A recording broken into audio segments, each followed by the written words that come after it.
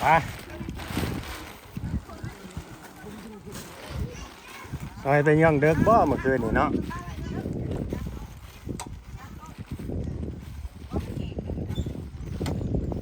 เด้อผ่ายางข่อยเอามาให้พวกแดด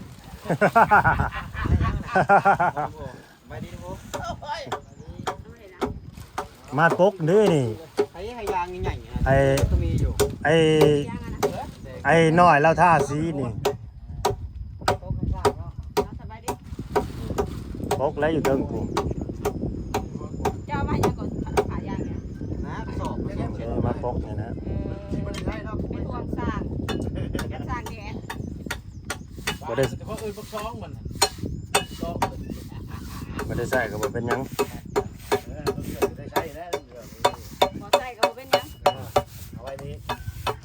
บ่ได้เราบ่ใส่แล้วก็เมื่อต่อมันเพื่องเขาได้ใช่เด้ได้ใช่บ่ต่อเพื่องยังไงเราเพื่องในเงินเด้แล้วก็จะเอาในกุ๊กไว้ให้เฮ็ดออกพวกนี้เป็นฮ้อนเด้ว่าพยังเวียดโว้นมันจะเอาตัวนี้โว้ตัวนี้แล้วไอเห็ดเครื่องมากินเด้อใส่สะเบิ่นออกเบิ่นน่ะนี่แต่ตะนางนะตะนางได้ใส่มันทีได้กินเนาะบ่มันอยู่ในหม่องเหล้าหั่นเด้นี่ก็ไปสะ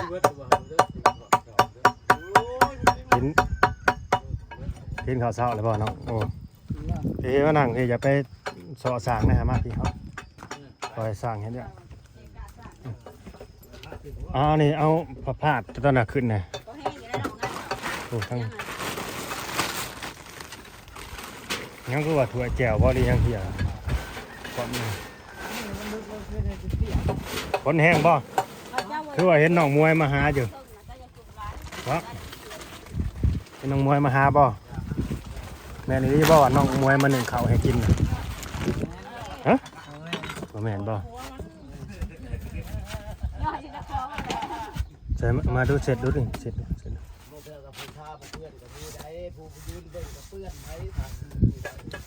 ข้าเรือเลยรั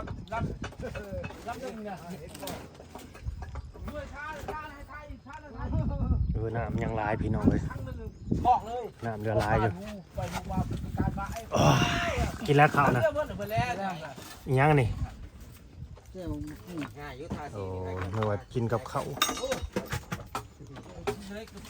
โอ้แจ่วตัวนี้ติดก้อยไปกินนะบ่ม่วงซุกแล้วพอกินกับเด็กกินกับอันนึ่งหรือว่าข้าวมื้อเช้านะคุณเขาเย็นบ่เป็นในได้หน้าตาคือแบบคนหิวอยู่ที่นอนแท้ล่างหน้าเจ้านี่แต่เช้ามาเนี่ยล่างแล้วเข้าไปเหรอล่างหน้าแปรงฟันหรือเปล่าทาสีนี่คืองามเนาะอ้าวทาสีคืองามเนาะว่าสันสร้างตอบดูหัน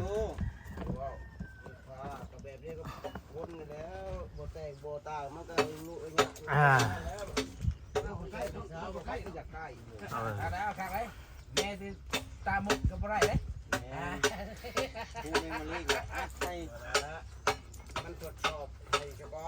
ได้แล้วสำนักกันนี้โอเคแล้วแค่นั้นมันก็เปลี่ยนสีเลยนะหาสำนักโอเคแล้วเด็กรอบเดียวพอเลยข้าวแบบแห้งตามตัวได้ทีนี่ฮะคือบะขิวเนาะบะขิวมันบริษัทซินเนอร์ซินเนอร์เมาย้อนได้เซเล็กทาใหม่สำเร็จรูปเนี่ยคือเช้าหนึ่งเลยย่างเซ่ย้อนไม่ได้ไปเยี่ยมบ่เมื่อคืนไปเบิ่งท่าสิบอกก็ยังย่างเซ่ไม่ได้ย่างกินเหล้าไปเซ่กินเหล้าเซ่สิเซ่ไปใส่ซะว่ามันมีน้ำในตู้บ่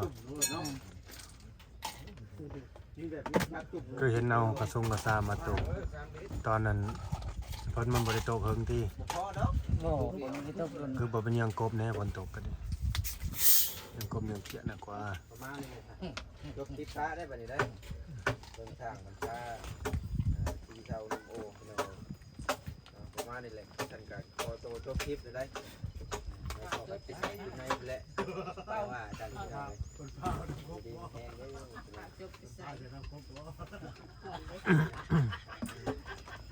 ข้าวลงแล้วหมูลงไปเลย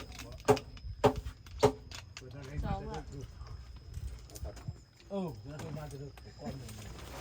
ค่นั้นจะเราเล่นกันเลยกระตุ้นนี่ ใส่ เล่นแต่เลย มันละลายไว้ โอ้อยู่ในทางมันไม่ได้อยู่ไหน สีงงงงว่า น้อยบ่ยีบมาจาก เราล้ามสะโพกเลยวันไหนได้ก็ไปเลย ไปรีดน้ำร้าน น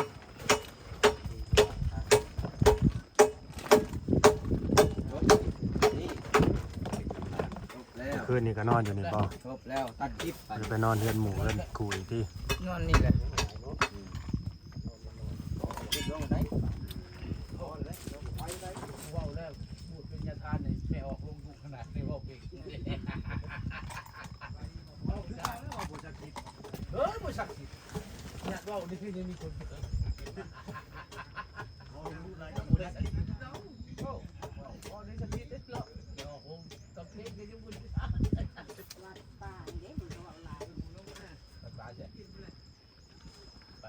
วัดเนี้ยแก้วแล้ว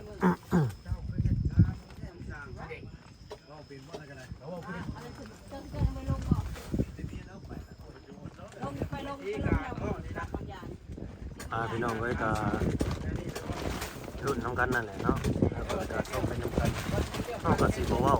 พี่น้องไว้บ่เอาเว้าไปหลายเทื่อแล้วเรื่องชาตินี่นะเรื่องงบประมาณนี่ก็ดี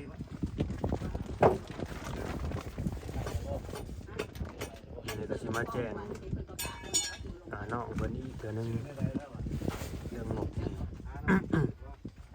มาประชุมมื้อละเด้ว่าต้องมาประชุม แจ้งอยู่บ่เนาะหรือว่าบ่แจ้ง แล้วบ้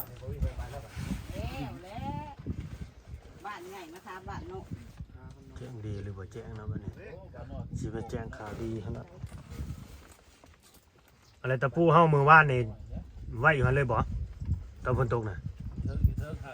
โอ้ย่านว่าไว้อยู่หั่นคือว่าเอาขาตั้งกล้องมาตั้งนำกัน มันลืม ไปไว้ไปอยู่คนละมุมในบ้าน มันลืมอยู่เพื่อน บ่มาเอา ในกล่องรถสั่งนั้นสิตั้งนี้ มาแล้วมาเห็น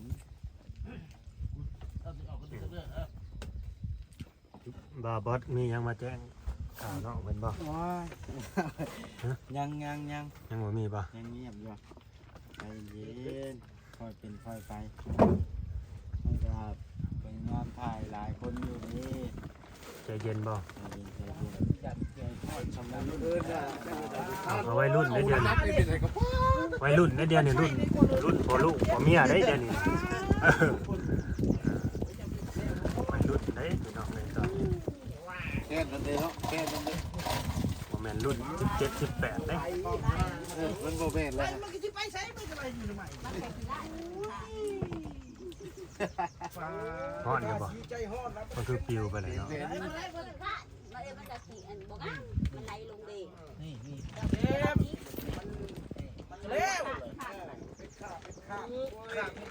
ชื่อได้อีกที่คำเว้า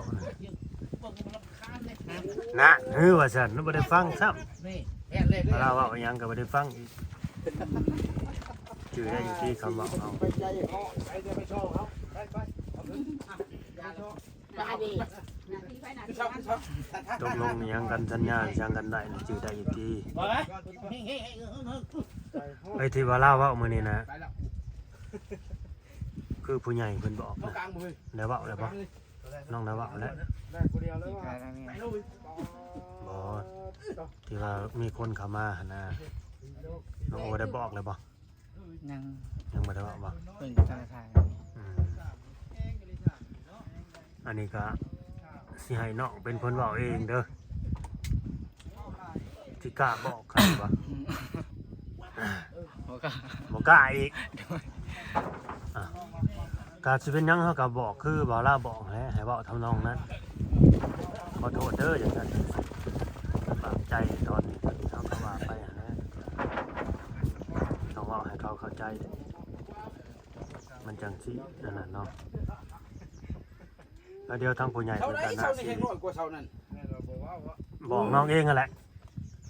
เพิ่นน่าสิมาบอกน้องเอง เลย เด้อ เพิ่นว่าได้ตื่นซะมั้ยเพิ่นนอนดึกนอน 3-4 โมงแต่ละมื้อ ตั้งเลยบ่วันนี้ดูว่าจะท่านวะได้เจ้าขอกเลยเรื่องเอาสลับกันบ่ได้พ่อ เอาก็บ่จักลายพี่น้องเอ้ยก็คือมื้อนี้ก็ ทางนี้เด้เนี่ยชอบเพื่อนชาวเครื่องตัวนี้ สิมาแจ้งน้องเพิ่นนั่นแหละเนาะก็เรื่องงบ เจ้าขอกบ่ได้ตัว หลังคงหลังค่าสร้าง เดี๋ยวนั่นดิ เอาไปบ่ปัก ค่าสร้างค่าอุปกรณ์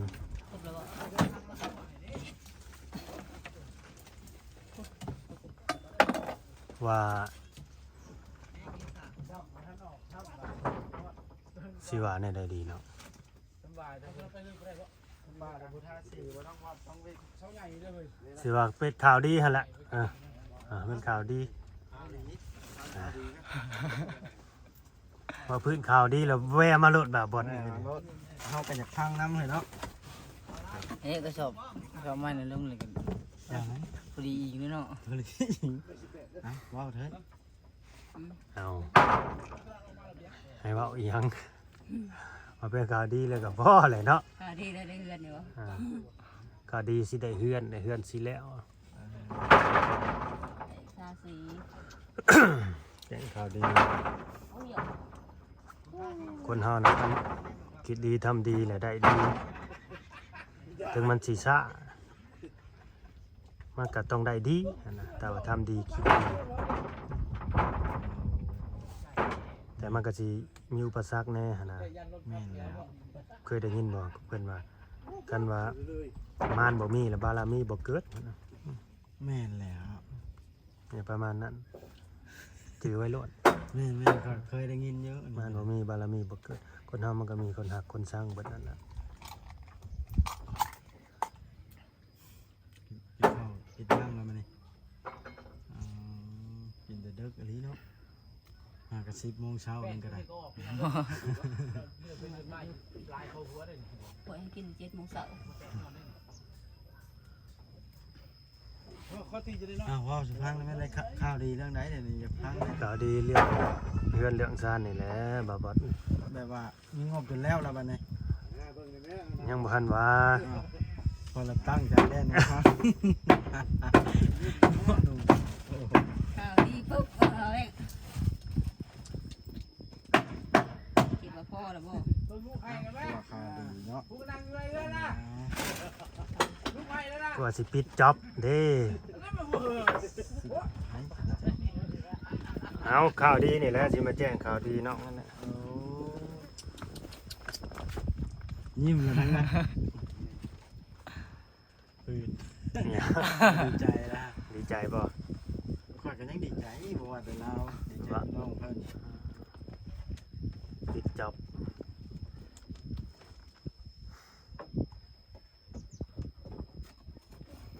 ยกเลิก ลุ้นอยู่ว่า ดีรุ่นจนใจสิขาดเลยออกมาคำนี้ ปิดจ็อบยกเลิก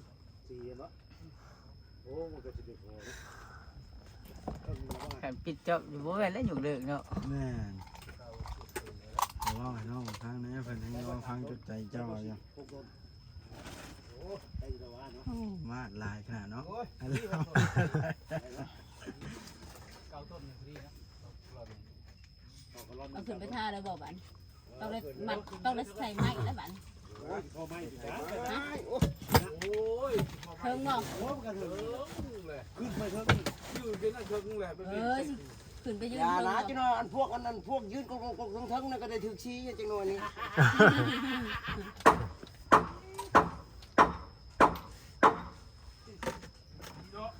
โอ้มื้อนี้ก็แดดคือเก่าเนาะ เพิ่นมันสิว่าออกมาแล้วมัน มื้อนี้ก็แดดคือเก่าฮ้อนคือเก่ามื้อนี้ก็ดิ ชี้อัน บางคนสิแฮง นั่นอันไหนแบบชี้ทาแบบควันลมนี่3 มือจับยังบ่ได้อีกนะ มันห่วยบ่เมื่อวานนี่ โอ้ เนาะ มาแล้วแม่ผู้ตัดเก็บขนาดลิ้นเต็มเลยฮะมาแล้วแม่ บริษัทแต่ว่า บ่ได้หัวเนาะ มีแต่ในนี่แหละคืนนี่ มันหลุดบ่ เด้มันหลุด อืม ล้างนอนครับ รู้ลงมา จ้า บ่ ก็แค่ว่าเดียว พอดีมัน เพราะว่าช่วงตานอนเลย ำบ่ ช่วงตานอนเลย สะดุ้ง เบิด อะไร เล บ่ ยว่าจ่ายบาท นอนในเทิงฟันในสะดุ้งเอาไปมาเทน้ำใส่ร คื ถ อ แล้ น ว อนบ่รับมาเลย อืม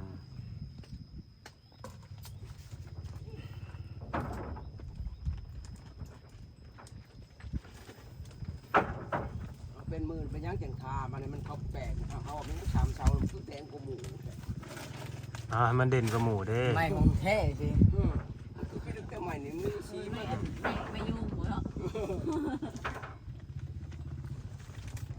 เราเนี่ยหากันมาใหม่เริ่มมันเด็กเราเนี่ยเจ้าเก่า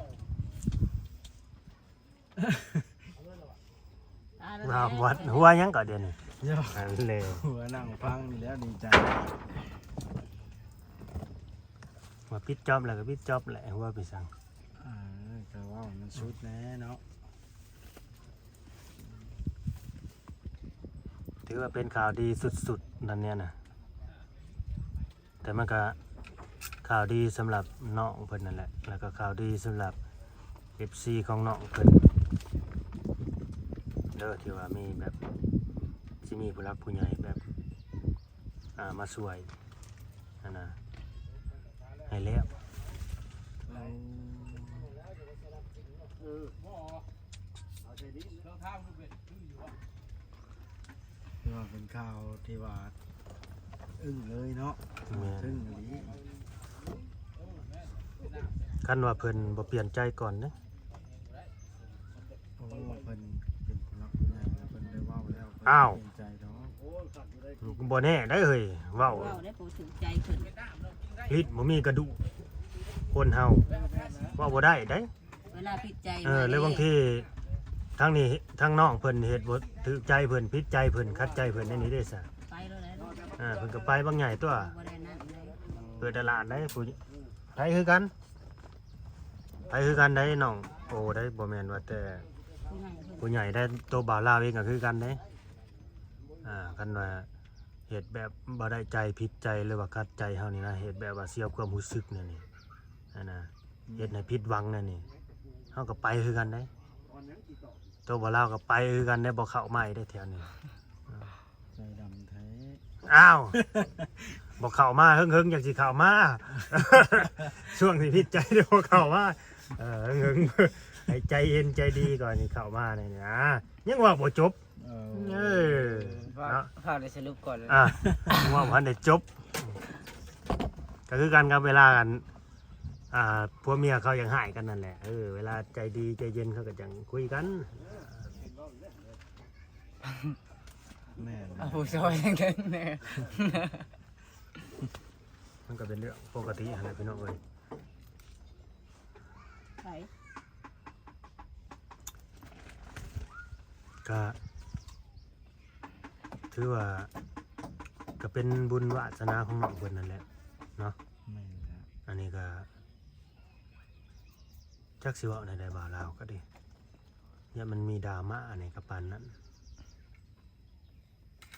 มันมีอีกบางสิ่งบางอย่างที่ว่าบ่าวลาวบ่อยากเว้า บ่กะเว้า บ่กล้าเว้าแหละเว้าไประยะมันแบบ ใจ บ่ถึกใจกันเนี่ยมันบ่พอใจกันแบบนี้นะอันนี้บัดทางผู้ใหญ่เพิ่นบอกมาแนวนี้นะเฮาก็บ่จักแนวสิว่า บอกมาไหนเล่าให้พังซิมั้งบอกให้ บ่ ฟังนิดนึง บ่สิแต่บ่าวลาวก็ได้บอกกันทางน้องเพิ่นแล้ว เดี๋ยวผู้ใหญ่ก็น่าสิคุยกับน้องเพิ่นเองผู้ใหญ่น่าสิโทรมาคุยมาเว้ากับน้องเพิ่นแล้วบ่าวบอสจะฮู้จังถามน้องเพิ่นนํหลังก็ได้ แล้ว พูดนะ ตอนนั้นแล้วจัง ปล่อยไปซะ บัดแล้วฉันคันอยากฮู้ปล่อยเท้าเพิ่นทีหลัง อย่า จังถามนํหลังก็ได้ คนบ่สะดวกเนาะก็ได้ เอ้าเป็นหยังกันว่า นี่ อยากฮู้ก็ถามเลยเนาะ มาอย่างนั้นน่ะ ใจหยัง เอาบ่าวเวียังก็มาแอ มาแล้ว อยู่มุมข้างผู้บ้านนี่ เอาค่อยมันต่างๆมุมเลย เอาสบายดีเด้อ โดยสบายดี สบายดี มาแต่เสียงเนาะ เอาแบบตรวจจ้าทางไปนำกันเพราะว่ามันบ่มีบางตั้งอะไรอยู่หั่นน่ะก็ ต้องเอาแบบนี้แหละได้อยู่แล้วเราด้วยมันอยากกินจะมันแป๊บซี่ช่างก็นอช่างเนาะ กินเลยนะ กินโลด มาเพื่อนเนาะ สร้างเอิ้นใช่แล้วมา ช่างคึงเนาะเฮ้ยช่าง กิ กิน น โล โล ด ด ซื้อมาว่าเลี้ยงไว้มาหลายปีได้ช่างสมว่าว่าเล่าเลี้ยงมาหลายปีดิยังได้ยังคึงเนาะ สร้างมันเกรงใจอันไอ้ลาวชับนะกินโลดลาวอะมีทั้งอันนี้ครับหลายปีให้จนโหมันเริ่มเลยวะ บ่มันอันนั้น